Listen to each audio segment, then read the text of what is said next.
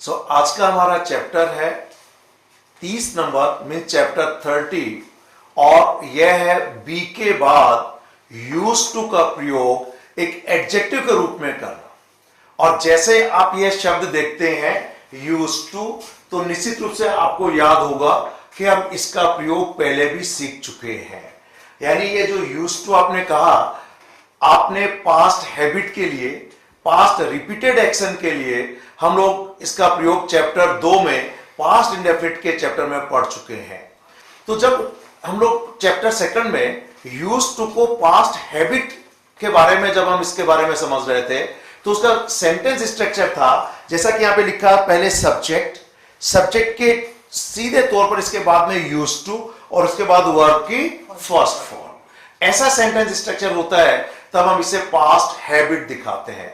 जैसे मान लीजिए कि स्टूडेंट लाइफ में मैं फुटबॉल खेला करता था लेकिन अब नहीं खेलता हूं, तो यहां पे कहा I used to play football in my student life.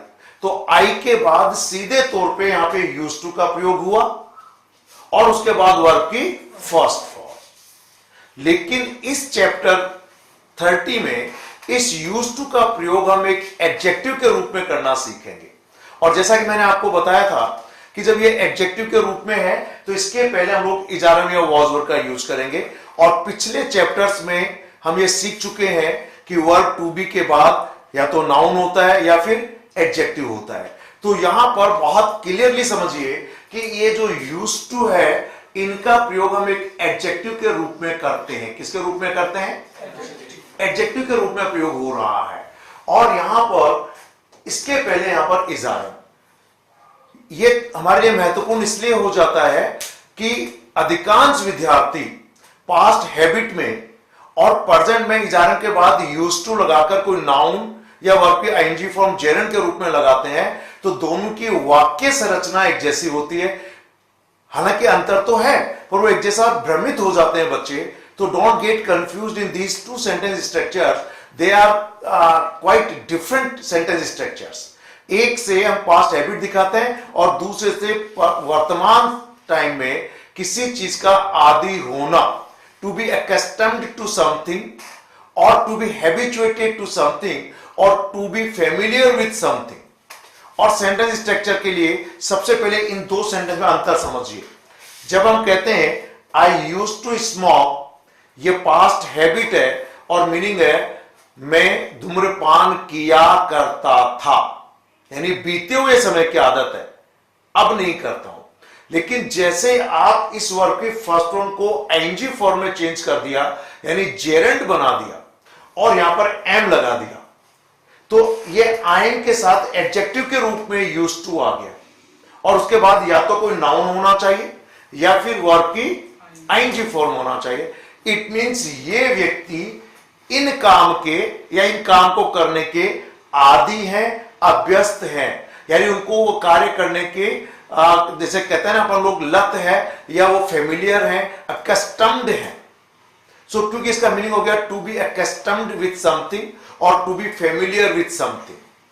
तो सेंटेंस स्ट्रक्चर समझिए, जब यूज्ड टू का प्रयोग पास्ट हैबिट के लिए करते हैं तो सब्जेक्ट के तुरंत बाद यूज्ड टू प्लस वर्ब की फर्स्ट फॉर्म आता है।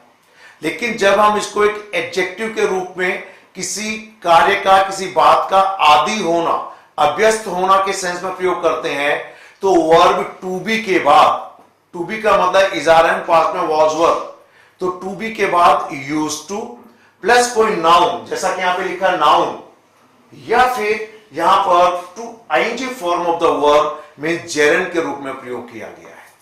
तो इसका मीनिंग है कि ये लोग इन नाउन यानी इन चीजों के या ये कार्य करने के आदी हैं, अभ्यस्त हैं। क्लियर हो गया? मान लीजिए मैंने कहा था कोल्ड वेदर ऑफ कश्मीर, जैसे हम इनके साथ जोड़ेंगे तो सेंटेंस बन जाएगा और ये होगा I am used to the cold weather of Kashmir. It means मैं कश्मीर के ठंडे मौसम का अभ्यस्त हूं, आदी हूं। यानी I am familiar, I am accustomed to cold weather of Kashmir. Next आइए, जैसे हम कहते हैं हैवी ट्रैफिक, तो मान लीजिए आप गांव से आए, ठीक है, कुछ दिन रहने के बाद आप यहां के ट्रैफिक के आदी हो गए, तो आप कहते हैं I am used to the heavy traffic of cities. या मान लीजिए आप यहाँ के ट्रैफिक के अभ्यस्त नहीं है, ट्रैफिक के आदि नहीं है। आपने कहा I am not used to the heavy traffic of cities, कि मैं शहरों के भारी यातायात का आदि नहीं हूं, का अभ्यस्त नहीं हूं। ये अफर्मेटिव और नेगेटिव दोनों में बन जाएगा, इंट्रोगेटिव में भी बन जाएगा। ठीक, अगला देखिए हॉट क्लाइमेट ऑफ राजस्थान। तो हमने कहा जैसे हम लोग राजस्थान में रहते हैं तो कहा we are used to the hot climate of Rajasthan, कि हम राजस्थान के गर्म वायुमंडल के या गर्म क्लाइमेट के आदि हैं, के अभ्यस्त हैं। स्मेल्स ऑफ लेबोरेटरी, मान लीजिए आप लेबोरेटरी में काम करते हैं, आप कहते हैं कि we are used to the smells of laboratory. आपको जो मिला आप कहते हैं भाई यहां तो बहुत स्मेल आती है, मैंने कहा आप जल्दी इसके आदी हो जाओगे।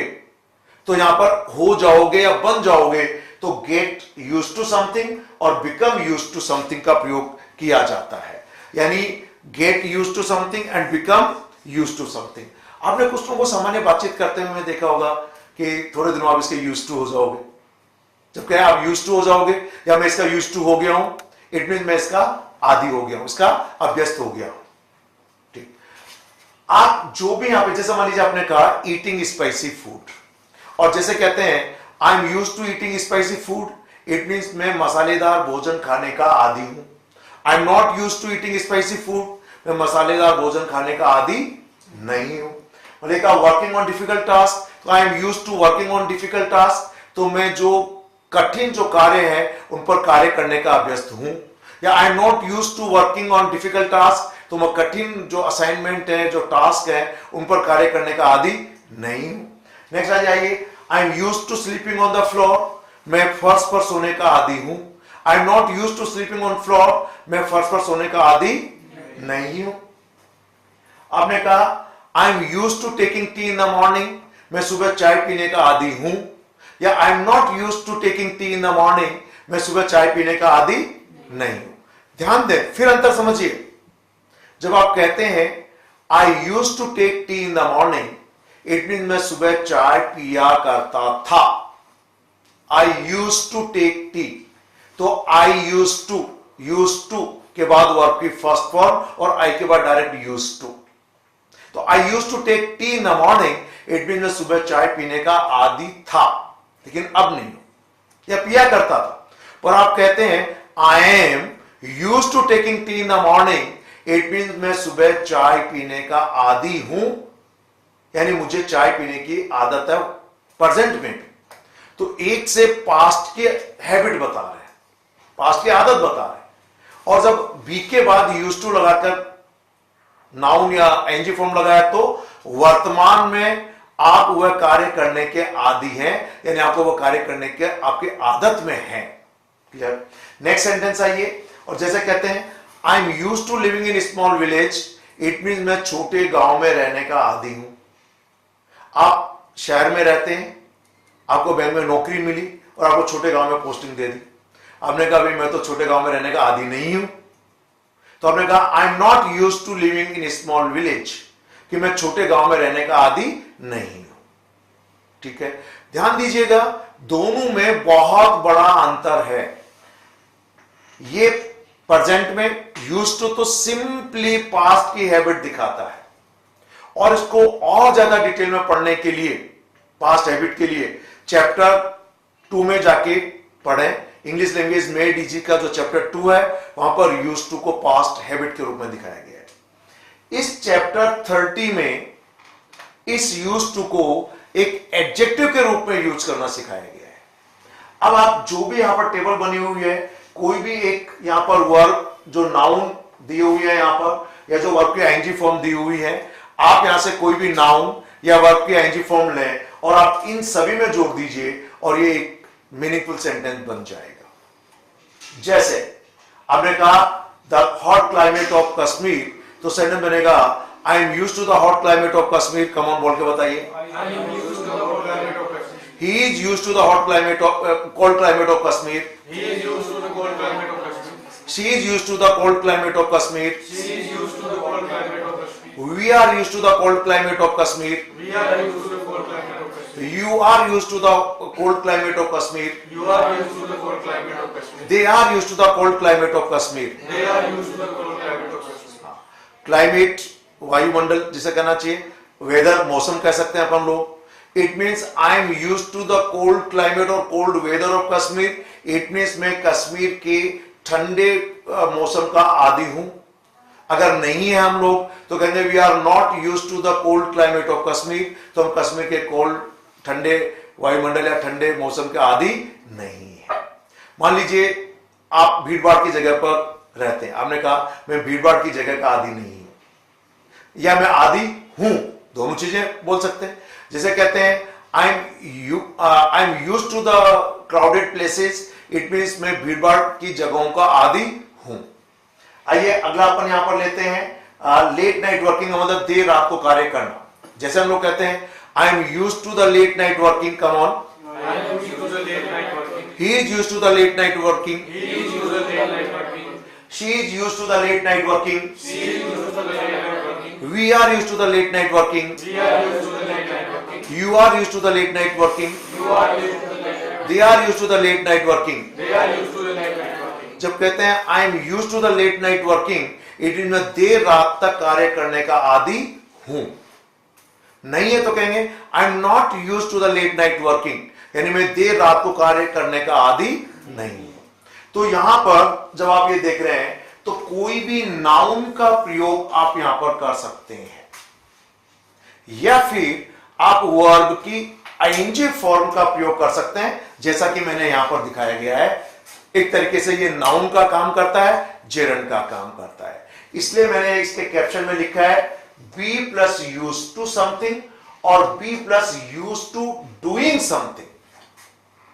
किसी चीज का, किसी बात का आदी होना या कोई कार्य करने का आदी होना. यह भी फिलहाल हम लोग इजारन के बाद यूज टू प्लस नाउन यूज कर रहे हैं. मीनिंग के अकॉर्डिंग आप गेट यूज टू या बिकम यूज टू का प्रयोग कर सकते हैं. क्लियर है. जैसे I was in a small village. Last year I came to the city and very soon I got use to the crowded places of this city. और बहुत जल्दी ही मैं इस शहर की भीड़ भाड़ जगह का आदी बन गया. I am from A small village and I am not used to the heavy traffic of cities, but I hope that very soon I will become to the heavy traffic. कि मैं बहुत जल्दी I will become used to the heavy traffic. So I will become used to the heavy traffic very soon. कि मैं बहुत जल्दी ही इस भारी यातायात का आदी बन जाऊंगा.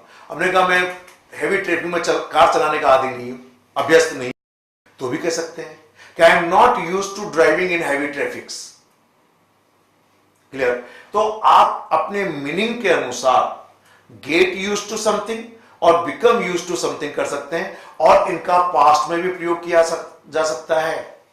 जैसे I got admission in college and I started living in a hostel and very soon I got use to living alone in hostel. और बहुत जल्दी मैं हॉस्टल में अकेले रहने का आदी हो गया, बन गया. ठीक है. आप कह सकते हैं he didn't use to smoke. वह धूम्रपान नहीं किया करता था. But after getting admission in college he got use to smoking with his friends. कि वह कॉलेज में एडमिशन लेने के बाद अपने दोस्तों के साथ सिगरेट पीने का आदी हो गया.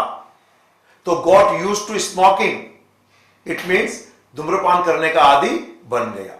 तो आप इनका प्रयोग एज पर योर मीनिंग, जब हम कहते हैं get use to become use to, तो गेट और बिकम ऑर्डिनरी वर्ब्स हैं. तो आप इन गेट और बिकम का प्रयोग आपकी रिक्वायरमेंट के अकॉर्डिंग, आपके मीनिंग के अकॉर्डिंग आप इन्हें किसी भी टेंस में यूज कर सकते हैं. यानी आप प्रेजेंट में, पास्ट में, फ्यूचर में, इंडेफिनिट में, और इवन अगर आप ग्रेजुअली किसी चीज के आदी होते चले जा रहे हैं तो आप गेटिंग यूज टू समथिंग भी कह सकते हैं. ठीक. तो ध्यान दीजिएगा ये चैप्टर 30 हमारे लिए इंपॉर्टेंट इसलिए है कि यहां यूज टू का आपने मीनिंग सीखा. Most of the students get confused while using this use to because this use to is also a semi modal and it shows past repeated actions and past habit. But here in this chapter, we are using this used to as an adjective, and when you use it as an adjective, then it is always followed by verb to be, and then a noun or ing form of the verb. But when you want to express past habit, then directly after the subject, you use used to and then infinitive verb without to. For example, I used to teach in the morning. मैं सुबह पढ़ाया करता था. I am used to teaching all day. तो इसका मतलब है एक में मैं सुबह पढ़ाया करता था, और जब कहूं I am used to teaching all day, it mean मैं पूरे दिन पढ़ाने का अभ्यस्त हूं. For the point. तो इस तरीके से इन दोनों सेंटेंस स्ट्रक्चर में ग्रामर पॉइंट ऑफ व्यू से और इनके अभिव्यक्ति के अकॉर्डिंग क्या बात कहना चाह रहे हैं के अनुसार इन दोनों में बहुत बड़ा अंतर है. वाक्य संरचना भी में अंतर है. इसलिए आप इसको आज ही जाकर इंग्लिश लैंग्वेज मेड इजी की बुक से आप इसको पढ़ें और दोनों में अंतर समझें. यानी आज जाकर आपको सेबी मॉडल्स के चैप्टर में भी इसे पढ़ना है, पास्ट हैबिट वाला चैप्टर है उसमें भी इसे पढ़ना है, और चैप्टर 30 में एडजेक्टिव के रूप में इसका यूज है इसे भी पढ़ना है. तो ये तीनों चैप्टर एक साथ पढ़ें और इनमें क्या अंतर है अभिव्यक्ति में और ग्रामर पॉइंट ऑफ व्यू से उन चीजों को आप समझिए और सही तरीके से इसका यूज करें. Thank you very much. Have a nice day.